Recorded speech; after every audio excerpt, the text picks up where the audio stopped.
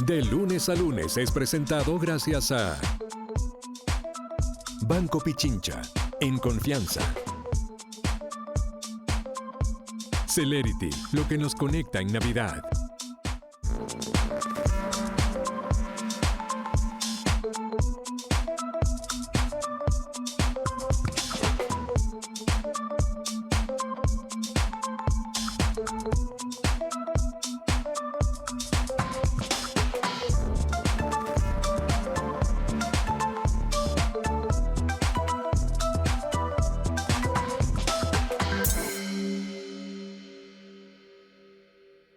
El gobierno hizo cambios en el gabinete. Unos entran, otros salen y otros se mueven en el tablero. ¿Sabes quién es él?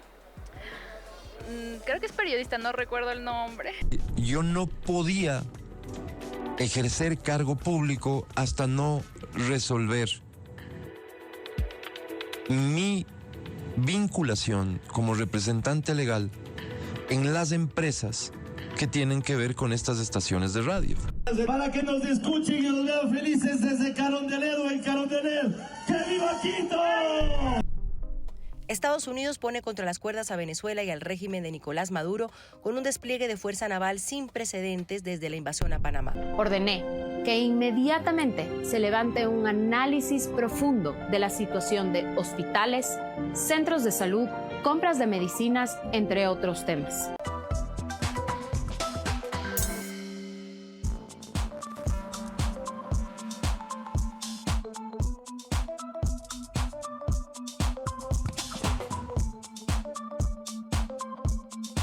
Y 38, bienvenidos. Estamos en vivo en De Lunes a Lunes. Soy Andrea Bernal, un placer acompañarlo. Y varias semanas las que ha tenido que vivir el país. Cambios en el gabinete, unos aplaudidos, otros cuestionados, pero la pregunta sigue siendo quizás la misma. ¿Qué cambió realmente y para qué van a servir estos movimientos? Del presidente, pues solo hemos visto un mensaje de X el día de la elección y luego un viaje al exterior. Además, recordemos que el fin de semana el gobierno cumplió 2 años en el poder. Hay motivos para celebrar. De todo eso y más vamos a hablar esta noche aquí en De Lunes a Lunes. Bienvenidos, los invito a que nos sigan en nuestras redes. También estamos en vivo en YouTube. Aquí empieza nuestra conversación.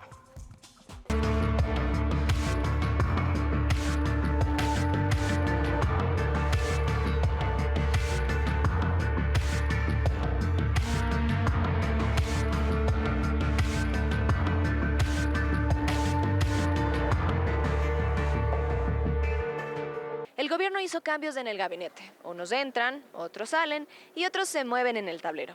Hoy salimos a la calle para preguntarle a la gente qué tanto sabe sobre estos cambios. Te voy a mostrar unas fotos y tú me vas a decir si reconoces a estas personas. ¿Listo? Ok, vamos a empezar. ¿Sabes quién es él? Creo que es periodista, no recuerdo el nombre. No sé el nombre porque es desconocido, pero sé que le ofrecieron un cargo en el gobierno. Claro, radiodifusor. Álvaro me parece que es el nombre. ¿Le hubiera gustado que Álvaro Rosero asuma como ministro de gobierno? Claro, me hubiera gustado saber si se desempeña bien. Siento que todavía le hace falta trabajo a nivel de ministerio. ¿Sabe usted quién es ella? La vicepresidenta. ¿Cuál es el nombre? Pinto es, pero ahora es ministra de Salud. José Pinto. Claro, es la vicepresidenta y ahora está de ministra de Salud. ¿Quién es ella? Ella era la portavoz del... también salió ya, pues, ella. Sí, Jaramillo, claro. Ah, la Jaramillo, sí. ¿Cuál era el cargo? La que salió como perro. ¿Va a extrañar algo de ella ahora que ya no está en ese cargo? No, así como para extrañar, no. No le gustaban las preguntas o era muy concreta, se molestaba y no me gustó cómo funcionó. Pero con tanto cambio como queda el gabinete, Zaida Rovira regresó al Ministerio de Desarrollo Humano.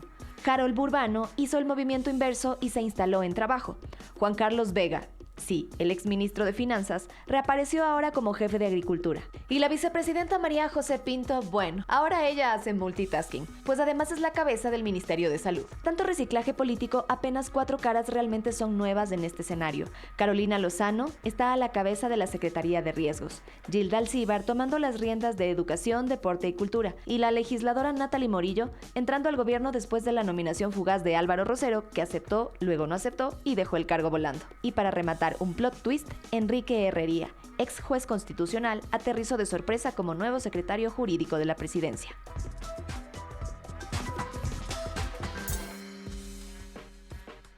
Bueno, le doy la bienvenida a mi mesa. Antes, un anuncio, porque es que acabo de ver lo que hizo su entrada. Nos va a acompañar el director del CELCOP y la UAFE, el doctor José Julio Neira. Para algunos es el funcionario del momento, porque dicen que él habla poco, pero cuando habla pone los puntos sobre las IES y va a estar aquí con nosotros en De Lunes a Lunes. Juan Carlos Holguín, bienvenido. Qué gusto tenerlo. Buenas noches, Andrea. Un gusto estar con ustedes esta noche. ¿Cómo le ha ido? ¿Bien? Muy bien. Con mucha expectativa de lo que está pasando entre Estados Unidos y Venezuela. Hay que preocuparnos por ahí, ¿no? Hay que estar atentos. Natalie Pernet, ¿cómo me le va? Hola Andrea, hola con todos. Yo también creo que hoy nos espera una noche de insomnio a Latinoamérica, así que ojalá y no nos pase mientras estamos en vivo, porque todo lo que tenemos listo se nos mueve. ¿Cuáles serán las fuentes de estos dos señores? Carlos de Tomaso, ¿cómo está? Buenas noches, muy bien, con expectativa también de escuchar la entrevista a José Julio Neira, una persona muy importante en el equipo del presidente, que incluso lo acompañó en el viaje el fin de semana en el exterior. Alondra Enríquez, ¿cómo me le va? Ya, para mí un placer acompañarlos ahora desde este lugar con las tendencias más recientes y los datos que no han parado de surgir en los últimos días. Eso estuvo caliente, el tema de los cambios, los ministros, los que entraban, los que salían, los que repitieron. ¿Escuchó el gobierno, Carlos?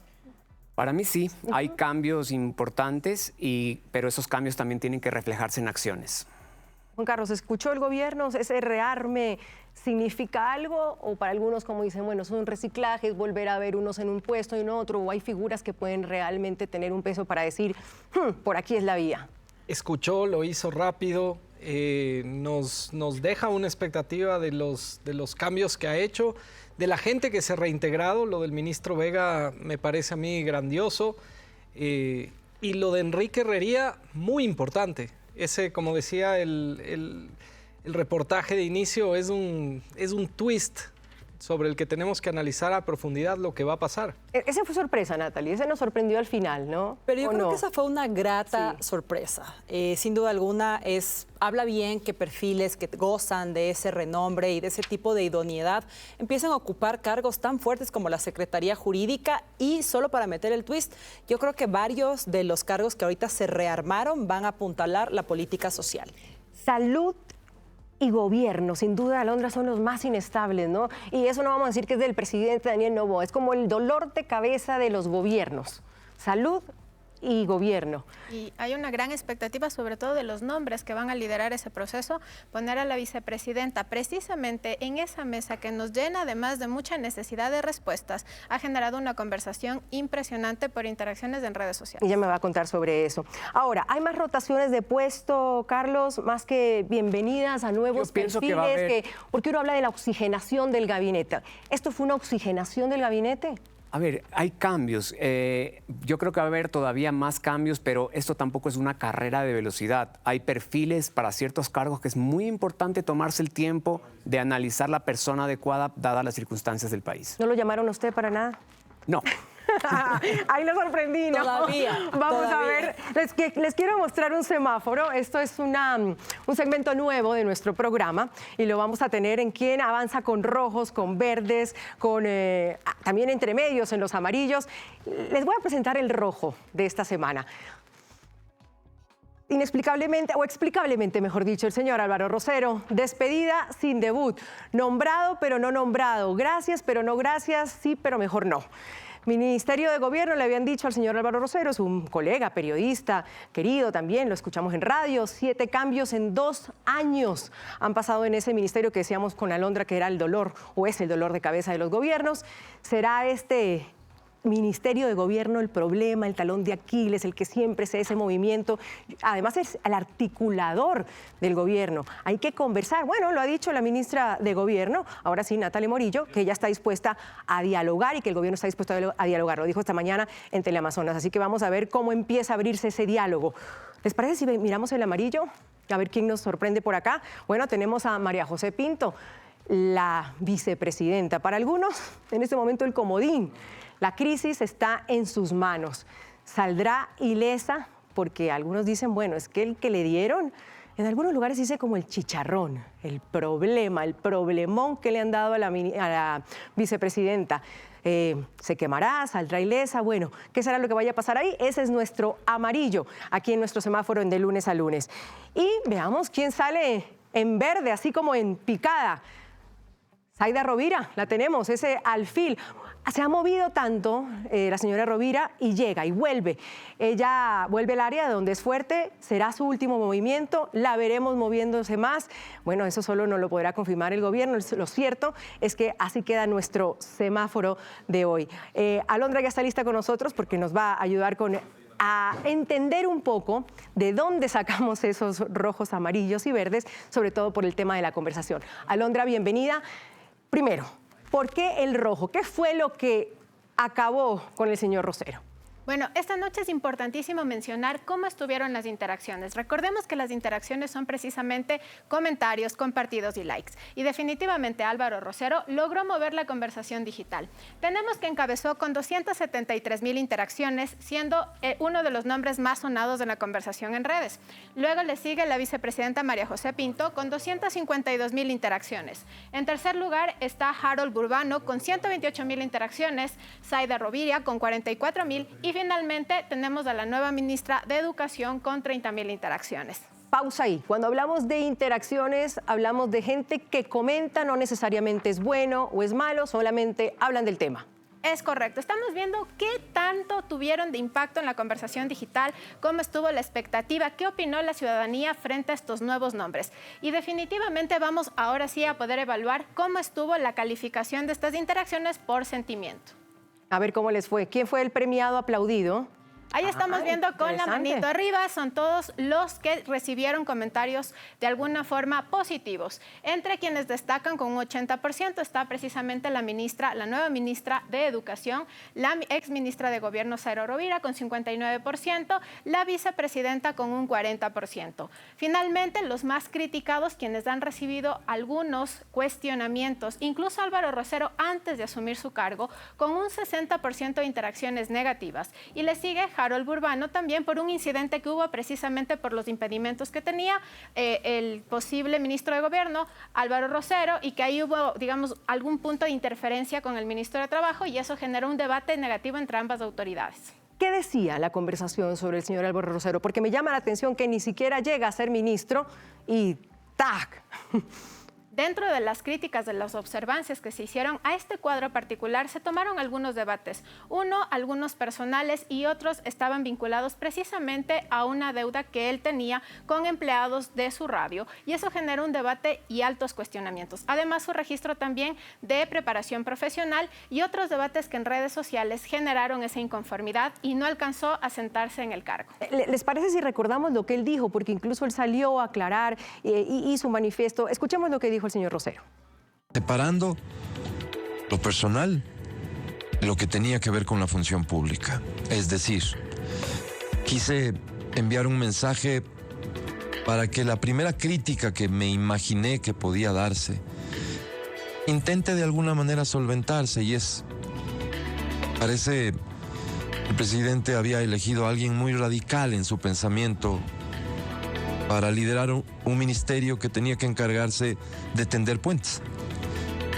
Más allá de que creo que mi posición siempre estuvo explicada y que no iba a cambiar en ese sentido, yo no podía ejercer cargo público hasta no resolver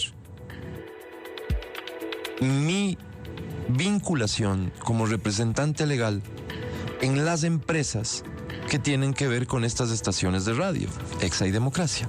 Y cuando me percato de que la magnitud de las cosas era la que llegó a ser, entonces tuve que meditar seriamente si sobre mi presencia le era favorable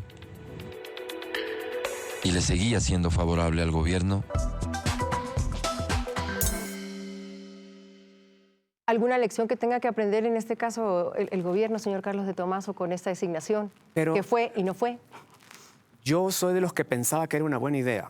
Lo he dicho, para mí Álvaro Rosero tenía la posibilidad de hacer un acercamiento con distintos sectores, opinadores, con sectores gremiales, especialmente de la capital, consolidar el bloque, que hoy en día es muy importante, y me parece que él tenía el perfil y la capacidad para poder ejercer ese ministerio. Entonces, a mí más bien me causó una buena impresión cuando se lo nombró.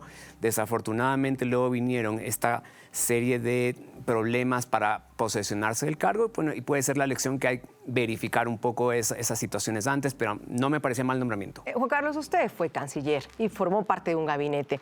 ¿Dónde deben darse los cambios para que uno pueda decir o se pueda realmente decir que hay movimientos importantes, que después de una derrota de un 4-0 en una consulta popular, uno hace cambios estructurales en el gabinete para decir, bueno, esta es la vía?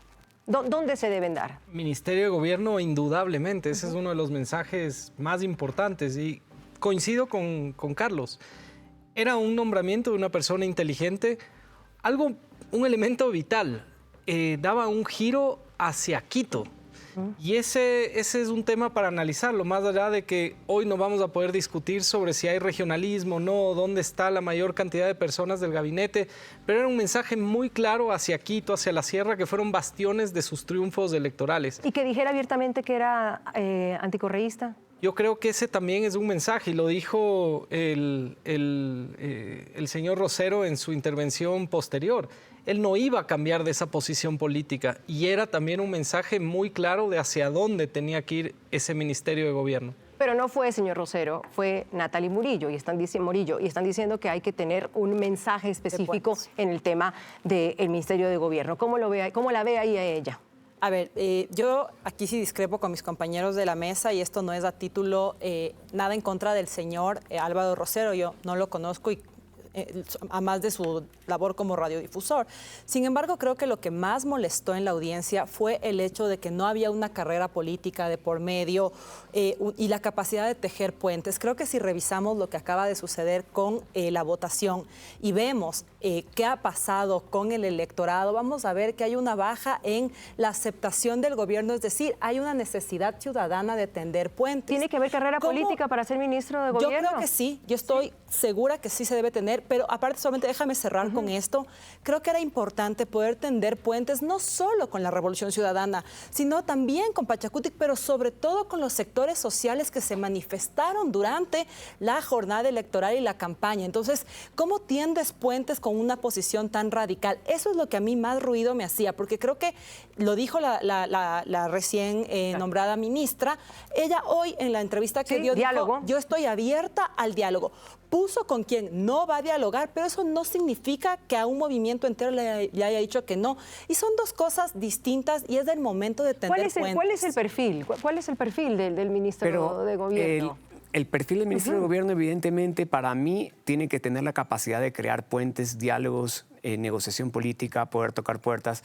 La comunicación en sí te da ese contacto político permanentemente, entonces por eso para mí reunía esas características, y me parece muy importante lo que tú enfocas, esto de acercarse a ciertos sectores de Quito, que me parece también importante escuchar sus preocupaciones, y era uno de lo que él mismo anunció en ese video, que era uno de los objetivos inmediatos de él. Ahí tal vez algo que me parece es importantísimo es que no era la mejor vocería Álvaro Rosero, considerando el discurso que instauró durante el paro de casi 31 días. Un discurso que era muy similar al que Ricaurte intentó instaurar a propósito de una estigmatización y una incluso señalamiento al movimiento indígena. En Quito, al menos, Álvaro Rosero no es un cuadro que pueda haber conciliado con sectores sociales, precisamente lo que decía Natalie Pernet, no es que tiene una cercanía con movimientos sociales o organizaciones civiles aquí en la ciudad de Quito, y eso dificulta mucho su capacidad operativa aquí y en el no lo sabemos, y no sabemos cómo iba a actuar él como ministro. Claro. Una cosa es asumir el puesto. Yo destaco la valentía de Álvaro Rosero al haber aceptado un cargo al que quizás no pensó hasta antes de llegar a una reunión. Que goce de la confianza del presidente, que tenga una experiencia que además desde su padre viene de años vinculada a la política y que haya tomado el reto de manera inmediata, demuestra que tenía una vocación de servicio. Lo cierto, y tengo que ir con el tiempo, lo cierto, Carlos, es que sí se quedó con un círculo importante, con su círculo cercano. Sí, pero está bien, no está mal que el presidente se quede con un círculo cercano. Supo quedarse con algo. Además, cambiar un ministerio y cambiar a las personas a veces es como volver a empezar de cero y necesitas estar. Ahora, creo que el nombramiento, coincido, de Enrique Herrería, creo que es el mejor mensaje de que el presidente pues ha cambiado o ha tenido la idea de sumar nuevas ideas, especialmente en la parte jurídica, que se vuelve tan importante en este momento. ¿Por qué le decía lo del círculo cercano? Porque ya tenemos al señor José Julio Neira, aquí me acompaña en De Lunes a Lunes. José Julio. ¿Cómo estás? Buenas noches. Un gusto verlo. Gracias por su compañía y gracias por venir aquí al programa. Dicen por ahí que usted es el personaje fuerte del gobierno. Bueno, para nada. El compromiso de mi trabajo es en la Secretaría General de Integridad Pública, que lo tengo desde enero 7 del 2024. Implementamos la primera Política Nacional de Integridad Pública, que fue un hito en la administración pública. Hemos trabajado de la mano con todos los ministros, he escuchado todo el análisis que han venido haciendo y la verdad somos un gran equipo, somos un equipo fuerte, los que estamos hoy en día y los que sí han ido. Y un claro ejemplo es el ministro Vega, que se fue en su momento, pero regresó otra vez por la puerta grande y está haciendo una gran labor en el Ministerio de Agricultura en los primeros 4 días que lleva. 11 cargos más que usted también tiene, que representa también al presidente. Viaja usted con el presidente.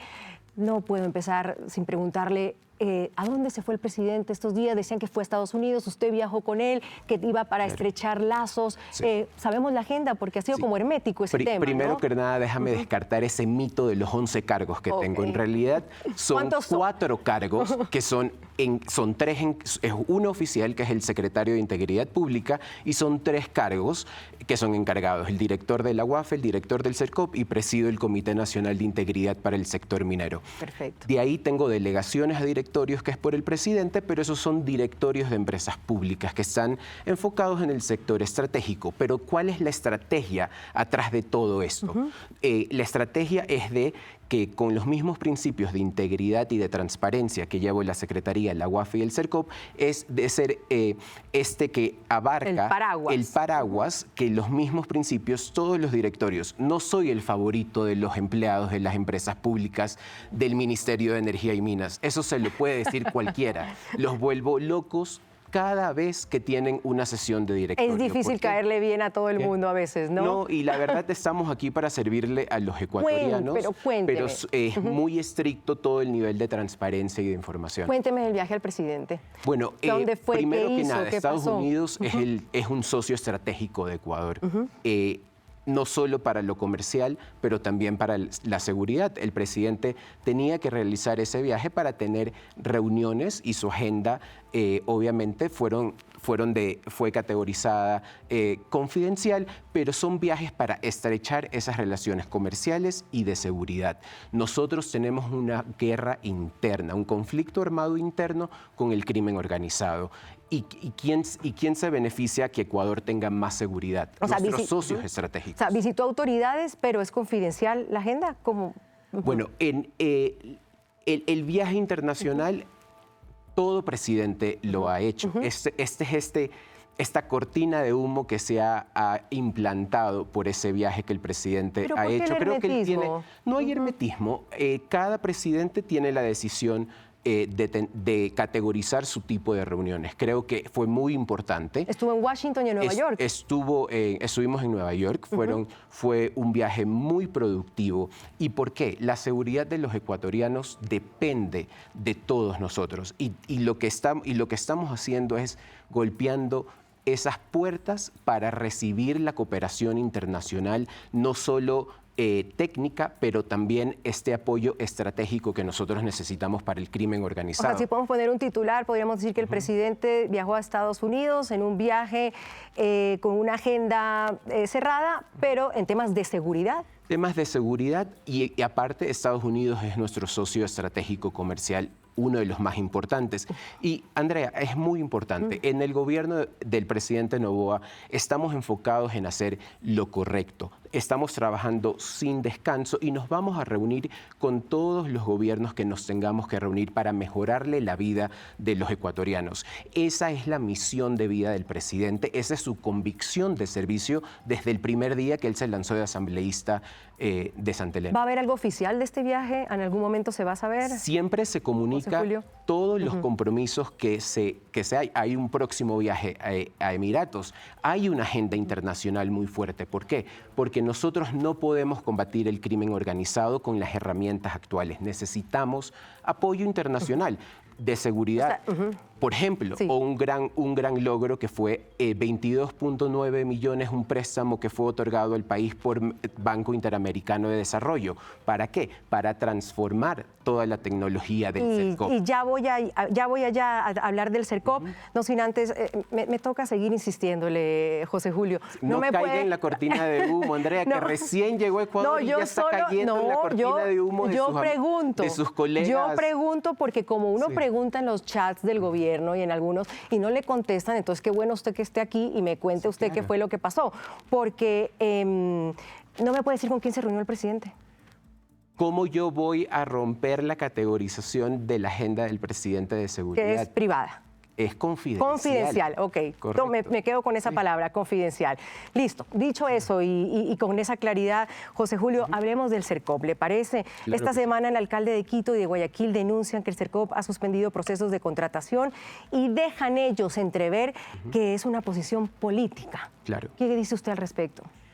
Como lo dije anteriormente, nosotros estamos trabajando para el beneficio de todos los ecuatorianos. El trabajo técnico que se hace en el CERCOP es básicamente cumplir las atribuciones que tenemos, que es la de monitoreo y supervisión de la contratación pública. Tenemos una herramienta que fue implementada en el 2013, la cual estamos actualizando con el préstamo que otorgó el BID. Esto, y aquí te lo demuestro, esto no es una...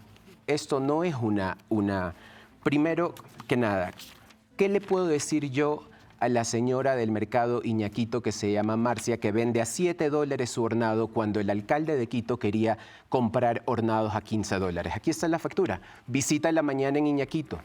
Luego tienes los procesos, $5. Luego tú tienes, en lo que va de gestión del presidente, tienes 1.919 procesos de contratación pública del municipio de Quito, los cuales se han adjudicado, que equivalen a 313 millones. Se han adjudicado 276 millones. Solo 8 millones de lo que se ha publicado en el portal han sido suspendidos por falta de la normativa, por no cumplir la ley. Eso es un porcentaje muy pequeño del monto total de todos los procesos que se han adjudicado. Ahí es cuando el relato o esta cortina de humo político se cae. Y aquí te tengo una pregunta. Un segundito, ya que tomaste el tema de Quito, está ¿qué quiero por ahí? un ejemplo, ¿El el procedimiento sin planificación. Okay. Obviamente, aquí está un ejemplo. Segundo ejemplo, notificaciones. O sea, esos son todos lo que hizo mal el municipio de Quito y que tenía que enmendar para que se hiciera esto. ¿El municipio de Quito sabía? Obvio. ¿Ustedes le avisaron? Ellos estuvieron en la oficina del CERCOP el 18 de noviembre. Aquí está la notificación. ¿Por qué no se anticipó el CERCOP advertir públicamente que el municipio de Quito incumplía el tema de contratación para las fiestas y ellos salen a decirlo que ustedes están poniendo el 18 de noviembre al CERCOP, se les explicó paso a paso todo lo que no estaba dentro de la ley. Le entrego, gracias. Listo. Espera, que todavía no termino. Aquí está la famosa serenata quiteña, por más de $1 millón. Que ya dijo el presidente, el alcalde que no la va a hacer. Que no la va a hacer, pero no va a invitar al presidente. Porque él aceptó los errores de todos estos procesos. Luego tienes aquí invocando reglamentos del 2022. Estamos hablando lo mismo de los 11 procesos que subieron para las fiestas de Quito. O sea, pero tiene ahorita el municipio de Quito toda esta información. Sí, y la posibilidad de revertir, es decir, que los quiteños no se... Pero si el 18 de noviembre. El 18 de noviembre ellos estuvieron en atención del cliente dentro del CERCOP, el equipo le brindó toda la información técnica que tenían que enmendar. Hasta el día de hoy, 24 de noviembre, la única contestación que hemos recibido que se contradice es esta, que llegó hoy a la oficina, donde reconocen que cuando subieron el proceso, se adhirieron a la ley que estaba vigente el 11 de septiembre. Sin embargo, cuando subieron la otra parte del procedimiento, el 17 de octubre, siguieron otra normativa. Entonces, ellos mismos en su respuesta aquí, esta es la respuesta del municipio de Quito, aquí está, señalado, se confunden y aceptan que utilizaron dos, pero no quieren aceptar que el error es de ellos. Es decir, lo reconocen, pero no lo aceptan. Con todo esto que usted me dice, entonces no es político, José Julio. No es político, Perfecto. esto es verdaderamente técnico. Me encantaría seguir conversando con usted. Yo le agradezco mucho que haya venido, pero bueno, queda resuelto. El municipio de Quito sabía lo que nos quiere decir. Claro que sí, y toda la información está en el portal. José Julio, voy a tener en el próximo bloque el tema de salud. Muy brevemente, ¿en qué está el proceso de Helbred? Es la explicación de encargada de las citas. Y no se lo pregunto solo como director de CERCOP, sino también como secretario de Integridad. ¿En qué está eso? ¿Cuál es la importancia y la resistencia que existe actualmente con ese sistema? Ese sistema está diseñado con el apoyo de Google para identificar qué doctor está disponible para el examen que el paciente se tiene que hacer. ¿Eso qué hace? Eso te limita la troncha de las derivaciones. Eso te elimina la troncha que los doctores estén haciendo consultores Pero la aplicación externas. va a la vía, va bien. ¿Va bien eso? Va bien en el proceso. Obviamente los medios de comunicación, tus compañeros, tienen una campaña de resistencia al sistema. ¿Qué motivación habrá detrás? No lo sé. Bueno, pero veremos. ese sistema está diseñado justamente para eliminar los sistemas de derivación y eso va a mejorar la calidad de los servicios porque cada doctor que recibe un cheque del Seguro Social va a tener que rendir versión de cuántas citas ha tenido mes a mes. Veremos entonces. José Julio Neira, él es director de CERCOP del UAFE también. Y de Integridad Pública, que ha estado aquí con nosotros en De Lunes a Lunes. Vamos a una pausa, ya volvemos y le agradezco mucho por su tiempo. Gracias. Muy amable. Y no bien de fe.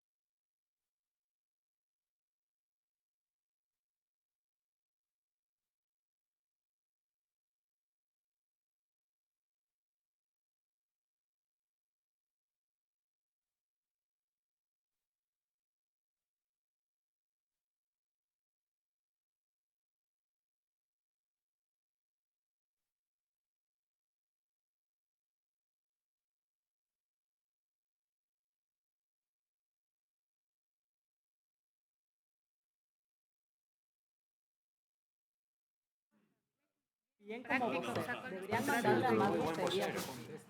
Buenas vocerías.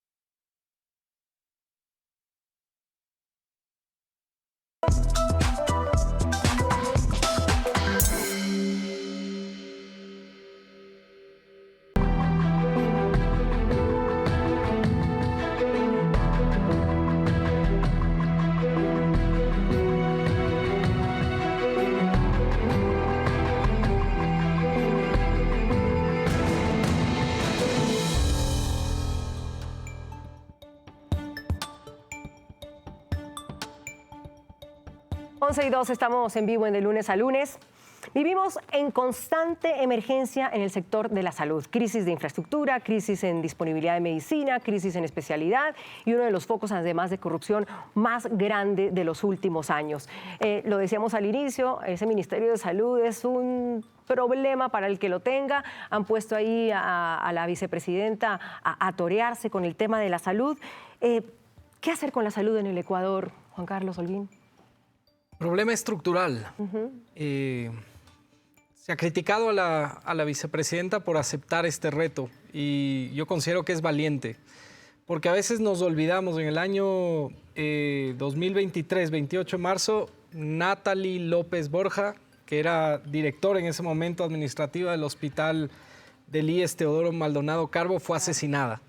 Una mujer que había sido designada por el gobierno del presidente Lenín Moreno como uno de estos cambios que se necesitaban. Esos son las mafias que están manejando los hospitales.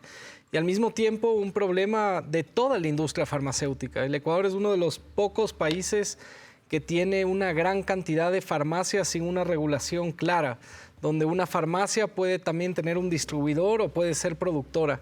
Y esos son temas que hay que empezar a discutirlos. Ahora, el problema es seguir en el diagnóstico, Carlos. Ya tenemos el diagnóstico. ¿Por qué no avanzamos? Porque el sistema de salud es muy complejo y tiene múltiples actores. Y es el momento, es la relación más sensible que hay entre ciudadano y Estado. Donde más se llega a la persona es ahí, en ese derecho que está súper desarrollado además por la jurisprudencia de la Corte Constitucional, con mandatos y políticas específicas ordenadas. ¿A quién hay que sentar? Rápidamente, antes de irnos a hablar también lo que la gente piensa del tema de la salud, pero ¿a quién hay que sentar? Le decimos a la vicepresidenta, usted tiene que sentar a estos personajes en la mesa de la salud. ¿A quiénes son, Tienes que Carlos? sentar al Ministerio de Salud como Autoridad Pública Sanitaria Nacional, al IES, al ISFA, al conjunto de clínicas que forman parte del sistema complementario. Tienes que sentar al ARCSA, tienes que sentar al CERCOP, tienes que sentar al Consejo Nacional de Salud, tienes que sentar a la Superintendencia de Control de Mercado, tienes que sentar a los jueces constitucionales también, que son los que están ordenando la atención a la salud. Es multidisciplinario. Y, no se diga más, el ministro de Finanzas, ¿no?, que es un elemento importantísimo. ¿Algún consejo para la vicepresidenta, rápidamente, antes de irme con los datos? Que se rodee de personas que tengan expertise y que también miremos ejemplos de vecinos que han podido funcionar, por ejemplo, el sistema en Colombia, el sistema, lo que se intentó hacer en Chile e incluso en países que podrían estar lejanos pero que tienen un buen sistema de salud como Singapur. No es imposible. Entonces, no inventemos el agua tibia, veamos en dónde han habido experiencias beneficiosas, tratemos de emular, pero sobre todo comuniquemos correctamente lo que se busca emular. Cuesta arriba la tiene. Alondra, ¿me acompaña, por favor? Vamos a revisar qué hacer con la salud en el Ecuador, qué dicen los ecuatorianos, porque aquí estamos como en la práctica, qué hay que hacer, con quiénes hay que hablar, en esto que está arriba, pero abajo, en donde siente el ecuatoriano que no hay una cama, que no hay medicamentos, que no hay una cita. ¿De qué se habla en las redes sobre la salud? A mí me parece importantísimo asentar lo que se ha reflexionado en la mesa en función de la data que nosotros hemos descargada. Considerando que, por ejemplo, sobre el tema de salud particularmente, tenemos dos temas cruciales que se conversan. Por un lado está el tema de medicamentos y por el otro está el tema de hospitales. Sobre medicamentos tenemos alrededor de 473,000 interacciones, es decir, es uno de los temas más urgentes que amerita una atención considerable. Ahí aparecen términos cruciales, como por ejemplo, compra de medicamentos con 1,392 publicaciones, el IES con 2,090 publicaciones, hospitales sin medicina con 1,700 publicaciones.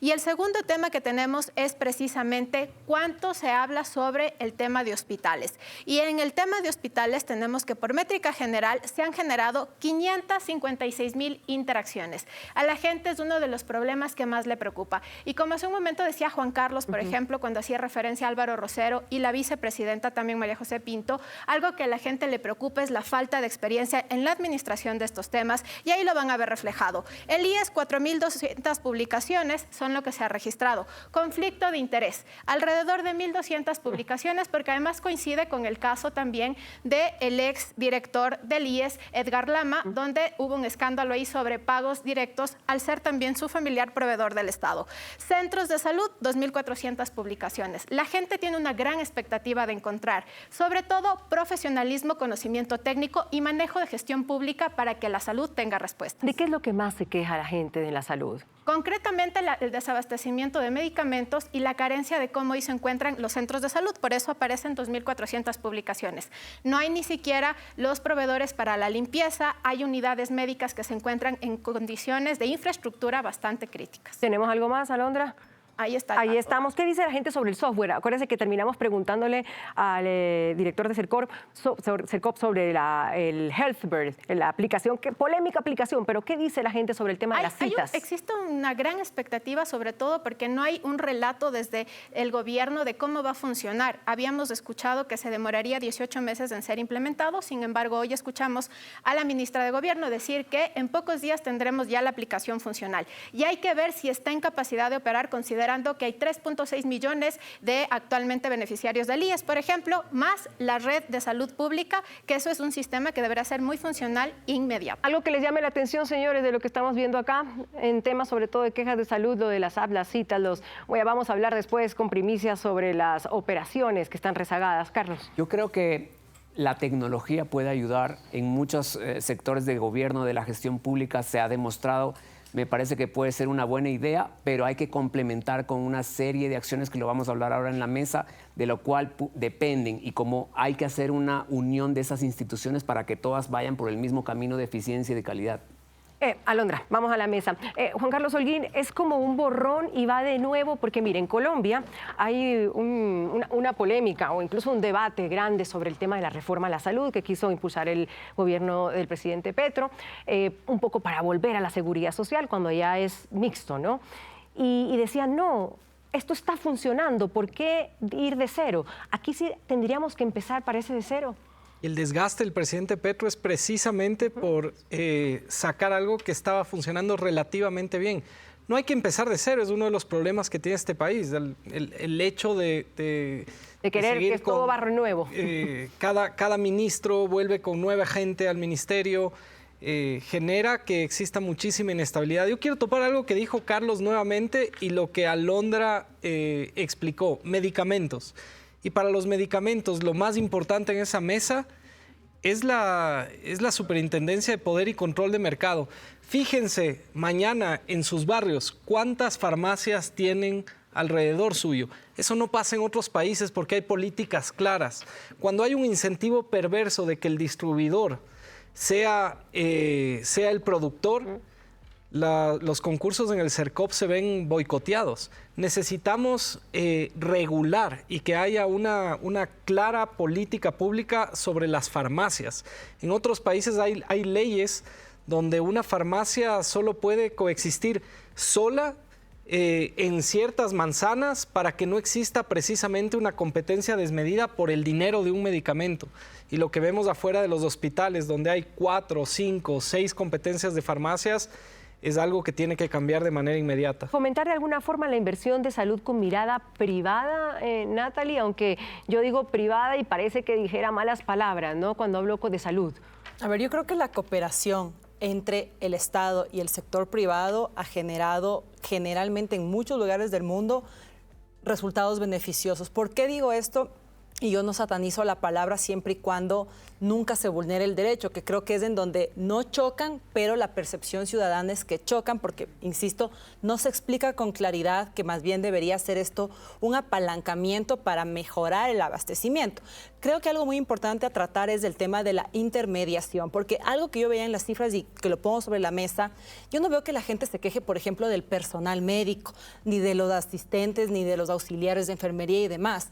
No veo que se quejen de ellos, se quejan de la infraestructura, se quejan de los medicamentos, es decir, probablemente también deberíamos escuchar al personal médico qué está pasando, porque probablemente muchos de los médicos hacen el proceso y dicen yo necesito tanto paracetamol, tanto demás, hasta que llega el intermediario, que es en donde están enquistadas las mafias. Y como tú decías, Natalie, mi tocaya, lamentablemente, y de mi misma edad, terminó asesinada por querer ir en contra de estas mafias. Entonces yo también creo que hay que darle voz al personal que está dentro de los hospitales. Pero quiero insistir, estamos en el diagnóstico, echemos hacia adelante, pateemos el balón.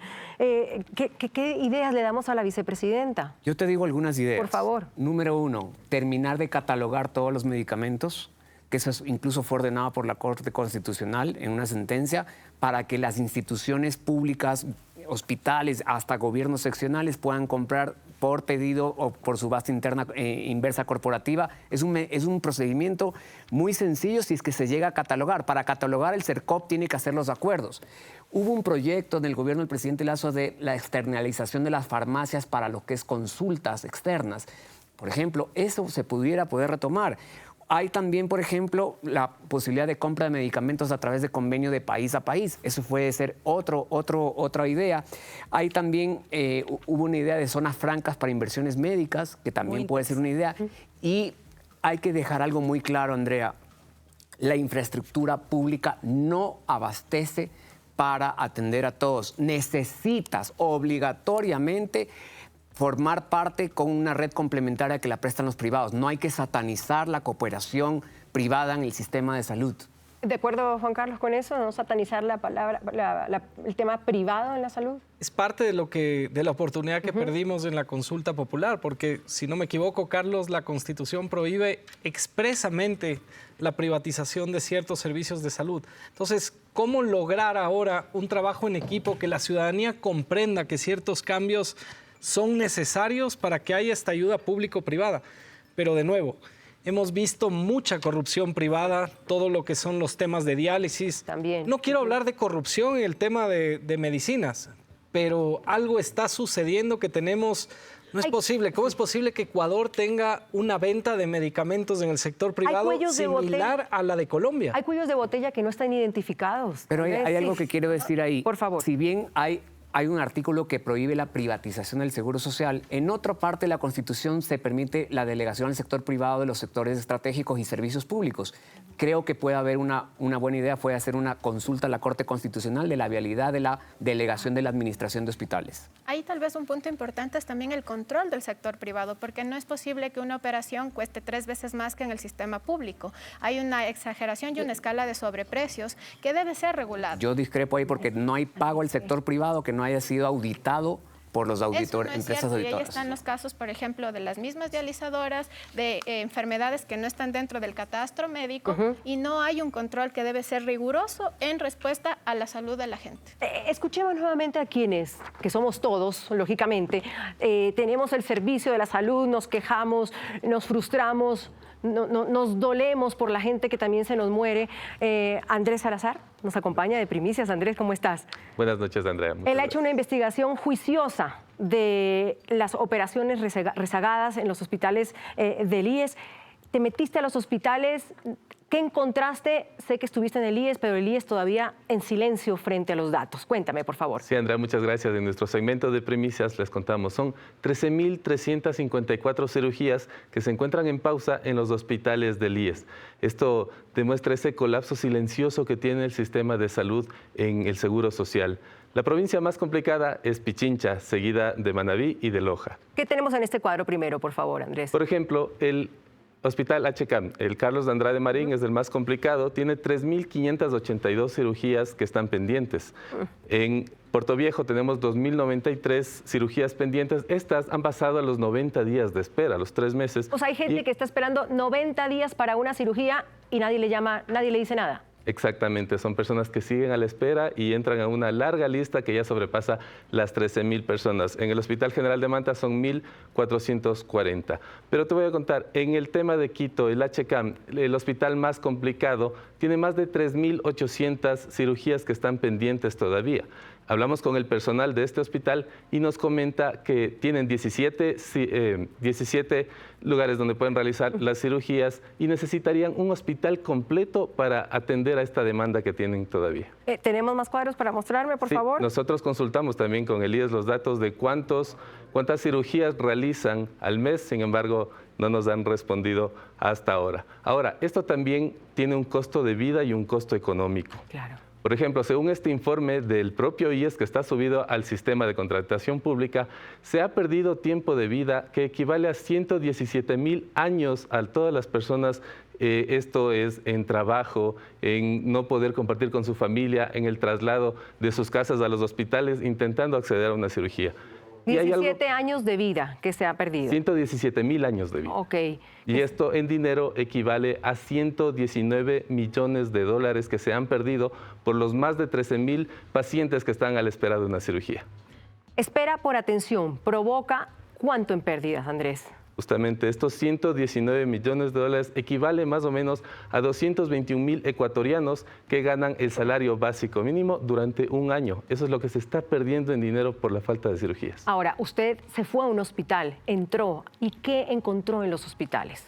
Gente, porque todo este tipo de cifras son historias de familiares de esperando poder acceder a un turno para una cirugía, intentando buscar algún médico que les dé ese turno y les puedan atender. ¿De qué tipo de cirugía estamos hablando, Andrés? Son cirugías menores, eso sí nos han comentado. Por ejemplo, desde el IES una fuente médica nos comentó con reserva, obviamente, nos decía que las cirugías de emergencia, por ejemplo, esas sí son atendidas. Las cirugías de cáncer también. Y son cirugías menores que obviamente necesita el paciente ser atendido, pero los mantienen en espera. Pero en algún momento va a necesitar la cirugía, lógicamente.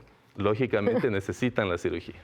Usted me tiene una primicia literal, ¿no? También porque usted sigue hurgando en el tema de la salud. ¿Qué ha encontrado? ¿Qué me va a traer luego? Vamos a seguir hablando del IES. Existe un informe, igual subido al CERCOP, en el cual el IES contrata a una empresa para que vea la situación de sus bienes. Entonces, para poder asegurarlos de estos bienes, hacen una situación de cuál es la calidad que tienen las infraestructuras. En este informe nos ha llamado la atención que el hospital del IES Los Ceibos, en el norte de Guayaquil, tiene varios problemas en su infraestructura. ¿Cuál es el problema de esto? Que fue creado en 2017, es decir, no ha cumplido ni siquiera 10 años desde su creación y ya tiene problemas en su infraestructura. ¿Cuándo vamos a ver eso? Me deja picada. La siguiente semana nos encontramos. Perfecto. Y me cuenta que no es menor, me dicen que tenemos tiempo todavía. Por supuesto, como le comentaba, la pérdida por la espera de estas cirugías, de esos 119 millones, equivale más o menos a 21,000 personas ganando su salario básico unificado durante un año. Otro datito nada más sobre esta primicia que tendremos es que han emitido unas recomendaciones y de estas recomendaciones se cumplió el 8% nada más. Es decir, entre estas son cosas muy básicas. Por ejemplo, mover a otro lugar el gas. El gas del sistema de calderos, así de simple es. En primicia, así en de lunes a lunes, aquí va a tener, por supuesto, esta información. Vamos a una pausa, no se olviden que después vamos a hablar de si Maduro tiene los días contados. ¿Es esto una guerra psicológica o en realidad estamos presenciando lentamente la caída de Nicolás Maduro? Ya volvemos.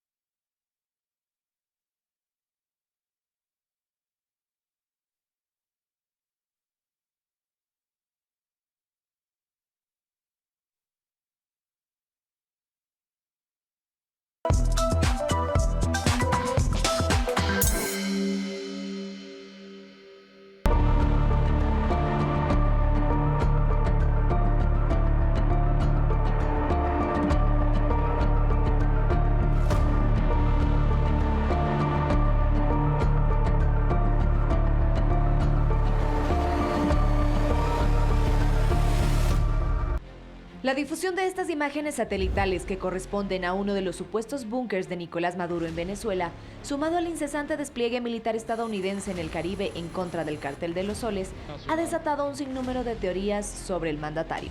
¿Por qué Maduro duerme en un búnker subterráneo? En redes sociales como TikTok circulan videos en los que aseguran que Maduro vive prácticamente en ese búnker, que la élite chavista se prepara para una intervención extranjera, que el presidente ni siquiera circula en público. Pero ¿son solo rumores o hay algo de cierto? Hay versiones de todo tipo. Hay un conjunto de versiones que lo que hacen es generar, bueno, no solamente inquietudes, sino que también terminan, bueno, decepcionando a quienes creen en esa vía. Incluso hay quienes dicen que por miedo, sus apariciones en público han disminuido. Él aparece en actividades de diversa índole, en unas hace discursos políticos, en otras llama a la paz, en otras está inaugurando obras, está con comunidades, en fin. Pero yo diría que no hay, a mi modo de ver, salvo que ocurra tras bastidores, una muestra específica de que él esté nervioso, que esté asustado, que tenga miedo. Estados Unidos ha intensificado su presencia en el Caribe desde hace meses, pero ¿se podría considerar esto como una estrategia de desgaste psicológico contra Maduro? Es probable porque todas esas señales van en la dirección de anunciar cada semana algo distinto. De hecho, las propias redes sociales, sobre todo a través de muchos factores opositores que están en el exterior, viven anunciando que este fin de semana sí, que el sábado viene, que va a ocurrir una presencia, que viene una acción norteamericana. La mezcla entre rumores, ingeniería subterránea y apariciones deja un panorama claro. Hay más dudas que certezas. Y en política, cuando sobran incógnitas, algo se mueve. Entonces queda una pregunta en el aire. ¿Cuánto tiempo le queda a Maduro antes de una posible intervención militar estadounidense?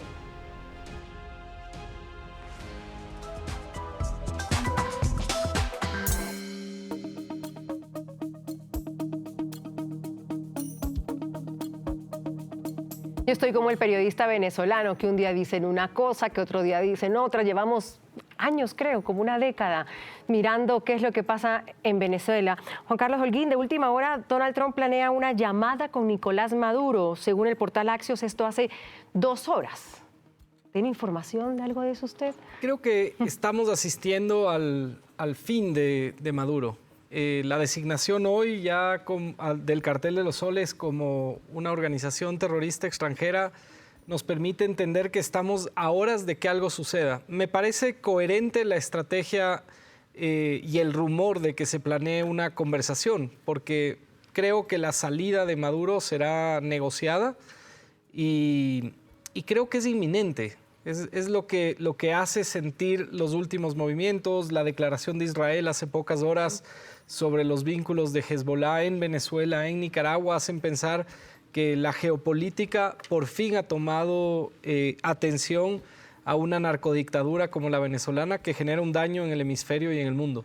Apunto 3 titulares que me acaba de dar el señor Holguín. Estamos a horas, una salida negociada y que finalmente pues como que los astros se reúnen alrededor de eso. ¿Negociada qué significaría, Carlos? Pues negociada significa que no haya una intervención militar y que pues deponga o renuncie al poder y pueda ser colocado en algún país que le quiera dar asilo político sin la responsabilidad de todos los crímenes de los que tendría que tener responsabilidad. Yo dudo mucho todavía que estemos cerca. Creo que la campaña de presión se ha incrementado por parte de Estados Unidos y de otros países. Y a su vez paralelamente está haciendo, estoy listo para recibir la llamada a negociar, es decir, incrementa la presión para la salida negociada, pero todavía no veo cerca una terminación del régimen, pero es la única esperanza que hay. Porque, ojo, la noticia que le daba Juan Carlos fue hace 2 horas. Hace 3 había bombardeos B-52 acompañado de varios aviones de guerra FA-18 volando cerca de la costa de Venezuela. Y esto fue también hace 3 horas. No menor, señora Natalie. No menor, pero creo que es importante partir por explicar qué significa que se le esté llamando al Cartel de los Soles una organización terrorista. ¿Qué herramientas le da a Estados Unidos para eso? Porque el catalogar como terrorista a una organización, en este caso a quienes manejan el poder en el Estado de Venezuela, si es que todavía se le puede decir Estado, ¿Qué genera? Esto tiene implicaciones no solo políticas, sino implicaciones legales de derecho internacional. Porque desde el año 2001, cuando el presidente Bush declara la guerra contra el terrorismo, cuando ustedes categorizan a alguien como terrorista, hay la capacidad de tener operativos militares, hay la capacidad de tener injerencia naval, pero algo que también es muy importante y no es menor. Dentro de Estados Unidos, cuando se va a atacar a alguien catalogado como terrorista, no se necesita la aprobación del Congreso. Entonces, recordemos que también en Estados Unidos, de momento, el presidente Trump no está en su mejor momento. En las pasadas elecciones del 4 de noviembre dieron un vuelco hacia el sector demócrata. Lo que acaba de pasar hoy en Ginebra también con los acuerdos de paz entre Ucrania y Rusia, es decir, nada es aislado, y creo que ahí es importante entender por qué la palabra terrorismo juega un rol fundamental, sobre todo en la disuasión y en el divide y vencerás. Ahora, es importante mirarlas. En Estados Unidos las encuestas marcan que los estadounidenses en su gran mayoría no están de acuerdo con una intervención militar, sí están de acuerdo con la campaña de presión. Pero esto, Juan Carlos, sería un bombardeo, ¿cómo no lo imaginamos? Tipo como fue Panamá o como dicen algunos expertos, una cosa quirúrgica. Que no lo sabemos, Andrea. Muy difícil adelantarlo. Yo creo que la presión está surtiendo efecto para que hayan movimientos en la dictadura venezolana. Recordemos que esto empezó con una oferta también de una gran recompensa. Sí, señor. Y eso que sigue genera vigente, una ¿no? desestabilización. Sigue vigente. Reitero, lo de hoy es bastante importante, es un paso más. Ahí, tal vez. Y no hay que olvidar que estamos ante una narcodictadura que ha utilizado como estrategia la vinculación del narcotráfico y de las economías ilegales dentro de su territorio. Entonces, me parece que lo que decía Nat, que el hacerlos, el nombrarlos como grupo terrorista, claro, nos da una nueva herramienta inmediata. Alondra, después de lo que tengo que mostrarles, es que Estados Unidos sin duda ha marcado territorio en la región, ha esperado, ha mirado, ha conversado, y esto fue lo que preparamos para mirar cómo es que Estados Unidos está mirando a América Latina. Estados Unidos pone contra las cuerdas a Venezuela y al régimen de Nicolás Maduro con un despliegue de fuerza naval sin precedentes desde la invasión a Panamá. La tensión escaló con los ejercicios militares de Estados Unidos en Trinidad y Tobago, realizados a 11 kilómetros de Venezuela. Maduro lo ha calificado como una amenaza. Sí, es intensificar la presión a Maduro para que Maduro abandone el poder. ¿En qué dirección irá? No lo sabremos. ¿Hasta dónde puede llegar la presión sin acción militar? ¿Y a partir de qué hecho habría una acción militar? El gobierno de Donald Trump ha intensificado su presencia militar en la región. Desde septiembre ha ejecutado más de 20 ataques contra supuestas narcolanchas en aguas cercanas a las costas venezolanas. Ante este cerco creciente, Venezuela ha comenzado a movilizar militares ante un posible ataque. El gobierno de Trump anunció ahora una nueva fase de su ofensiva militar contra el narcotráfico y su presión contra Maduro. Se trata de la Operación Lanza del Sur. Esta fase coincide con la llegada a las costas del Caribe del portaaviones más grande del mundo, el USS Gerald Ford. El Gerald Ford mide más de 335 metros de largo y puede albergar hasta 70 aviones y una tripulación de 4.500 personas. Su sola presencia envía un mensaje: Estados Unidos está dispuesto a escalar la presión. La tensión aumentó cuando el diario The New York Times reveló negociaciones extraoficiales entre Washington y Caracas. Según el medio, Maduro propuso dejar el poder en 2 años, pero Trump rechazó esta oferta.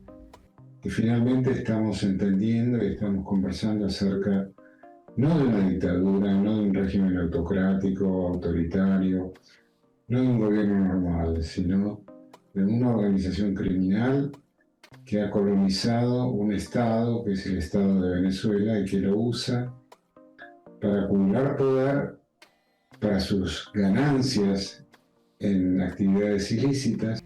¿Estamos ante una operación militar inminente o ante una estrategia psicológica para quebrar a Maduro? En los próximos días veremos hasta dónde está dispuesto a llegar Donald Trump.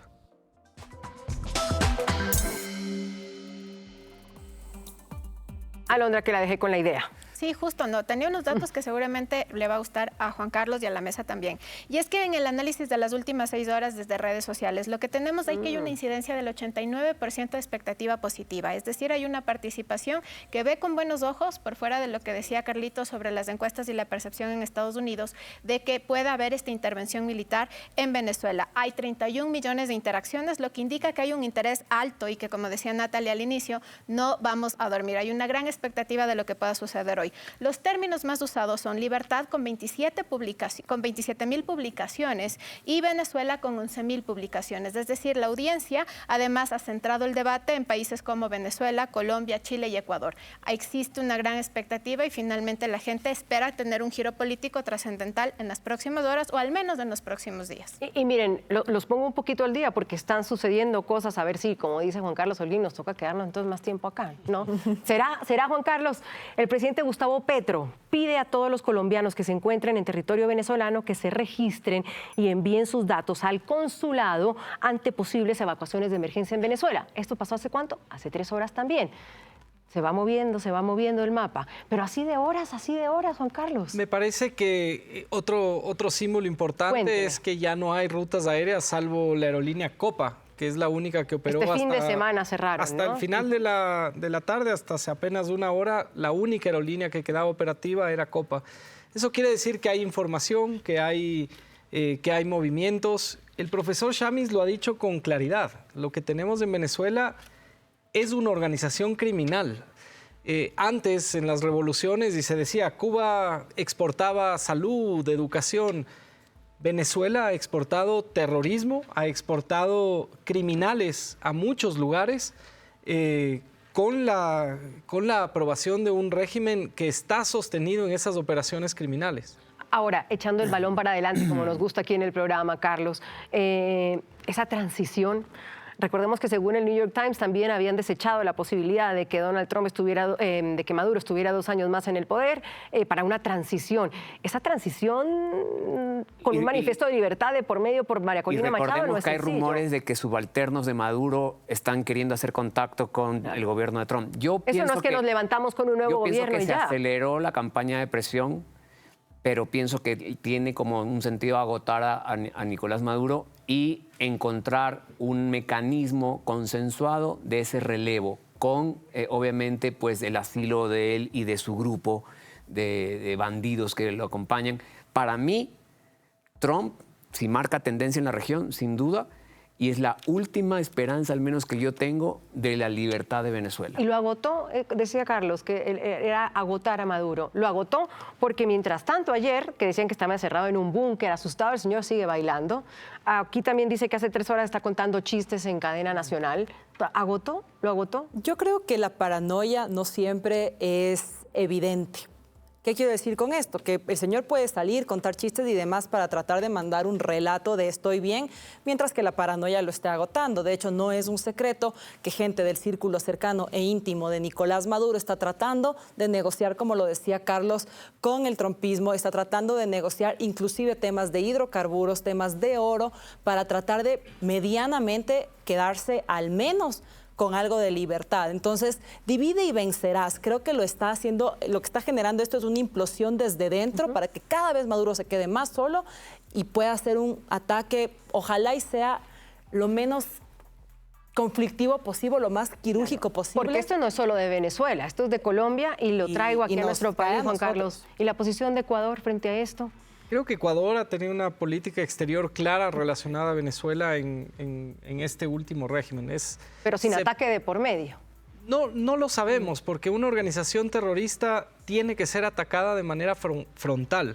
Y la narcodictadura de Maduro es aquello. Cuando me refiero a que Venezuela ha exportado este modelo, me refiero a la narcodictadura de Maduro, que lo hizo bajo, y se lo cree en informes de inteligencia, la supervisión de Cuba, que ha tenido este rol para sostener el régimen y sobre todo provocar un modelo económico basado en la economía ilegal. Cerramos, si quiere, vamos cerrando. Yo pienso con que una la política exterior en Carlos. este tema del presidente Noboa y del gobierno ha sido clarísima, estar del lado de los Estados Unidos. Creo que esta semana hay que estar también pendiente todavía de los cambios que puedan haber en algunos cargos importantes del gabinete. Alondra.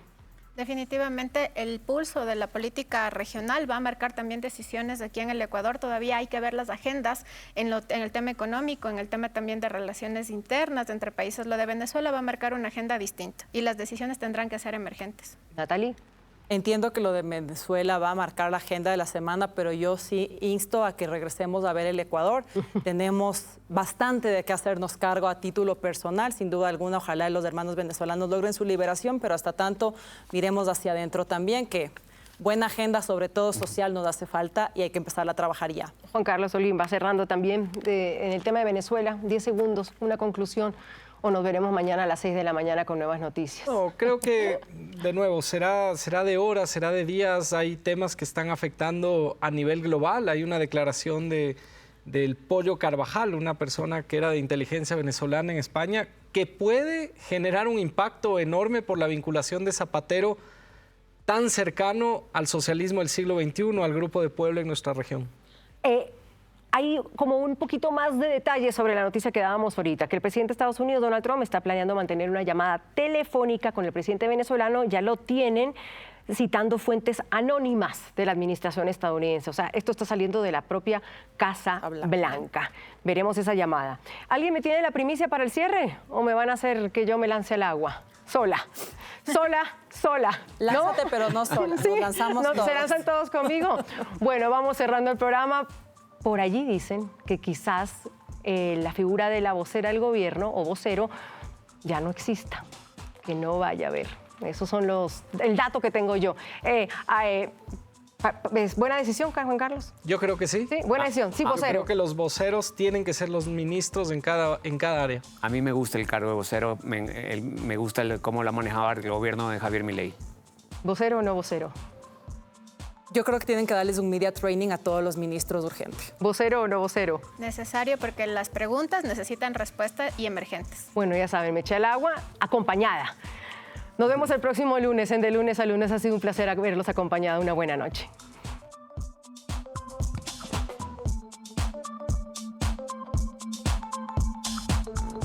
De Lunes a Lunes fue presentado gracias a Banco Pichincha, en confianza. Celerity, lo que nos conecta en Navidad.